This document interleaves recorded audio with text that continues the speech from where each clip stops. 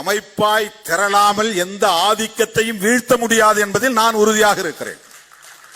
அமைப்பாய் திரள்வது என்றால் இதுதான் அடிப்படை. கொள்கை எதிரிகளை எதிர்கொள்ளுகிற போதும் கூட நாம் இப்படி அங்கும் இங்கும் சண்டை போட்டுக் கொண்டிருக்க கூடாது. ஏன் திராவிடர் கழகத்தோடு நாம் நட்பு பாராட்டுறோம்? ஏன் திராவிட முன்னேற்ற கழகத்தோடு நாம் கைகோர்த்து நிற்கிறோம்? ஏன் இடதுசாரிகளோடு நாம் உறவாடுகிறோம்? இவர்களோடெல்லாம் நமக்கு முரண்பாடுகள் இல்லையா? இந்த ஆட்சியின் மீது நமக்கு விமர்சனங்கள் இல்லையா? அரசின் மீது நமக்கு குறைகள் இல்லையா? குறைபாடுகள் இல்லையா?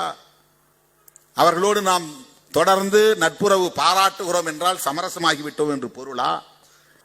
சமரசத்திற்கும் நட்பின் அடிப்படையிலான நெகிழ்வுத்தன்மைக்கும் வேறுபாடு இல்லையா?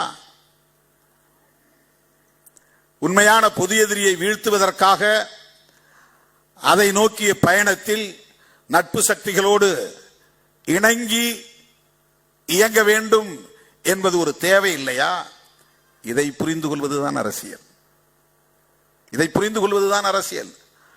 திராவிட இயக்கங்களோடு விடுதலை சிறுத்தைகள் கட்சிக்கு விமர்சனங்கள் இல்லையா என்ற கேள்வி எழலாம். என்னுடைய தொடக்க கால உரைகள் இருந்தால் எடுத்து பாருங்கள்.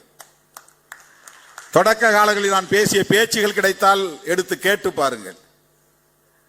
இன்றைக்கு பேசுறவன் எவனும் என் மாதிரி பேசியிருக்க முடியாது. அரசியல் ஆதாயத்திற்காக இன்றைக்கு அவன் வாயை விட்டுக்கிட்டு இருக்கிறான்.